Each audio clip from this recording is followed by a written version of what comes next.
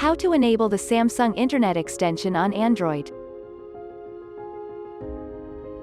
Step 1. Open the Samsung Internet app. Step 2. Tap on the More menu. Step 3. Tap on Add-ons. Step 4. Enable the switch. Step 5. Tap on Allow. Step 6. Tap on the back arrow. Step 7. Tap on the More menu. Step 8. Scroll down in the panel. Step 9. Tap on Turn off the lights.